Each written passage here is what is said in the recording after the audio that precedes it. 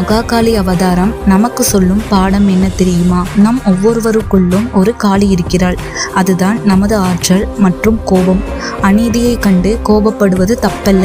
ஆனால் அந்த கோபம் நம் கட்டுப்பாட்டை மீறி செல்லும் போது அது நம்மை அழித்து நம்மை சுற்றியுள்ள உலகத்தையும் அழித்துவிடும். நம் வாழ்வில் வரும் சில பிரச்சனைகள் இரத்த பீஜனை போன்றவை. ஒரு பிரச்சனையை தீர்க்க முயன்றால் அதிலிருந்து இன்னும் 10 பிரச்சனைகள் முளைக்கும். அப்படிப்பட்ட நேரத்தில் பதற்றப்படாமல் அன்னை காளியை போல் நிதானமாக தந்திரத்தை கையாள வேண்டும். இரத்தத்தை தரையில் விழவிடாமல் தடுத்தது போல பிரச்சனையின் வேரை தேடியளிப்பதே புத்திசாலித்தனம். கோபமும் வேகமும் எவ்வளவு இருந்தாலும் அதற்கு அடியில் சிவம் என்னும் அமைதியும் விவேகமும் இருக்க வேண்டும்.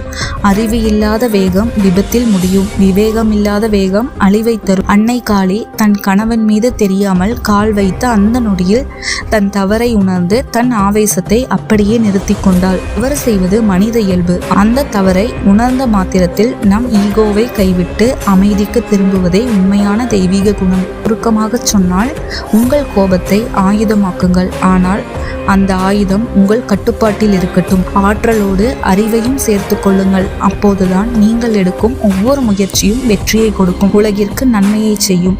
அநீதியை அழிக்க அன்னை காளி எப்படி துணிந்து நின்றாலோ அதே போல உங்களுக்குள் இருக்கும் பயத்தையும் தீய எண்ணங்களையும் அழித்து ஒரு மகாசக்தியாக எழுந்து நில்லுங்கள். வெற்றி நிச்சயம்.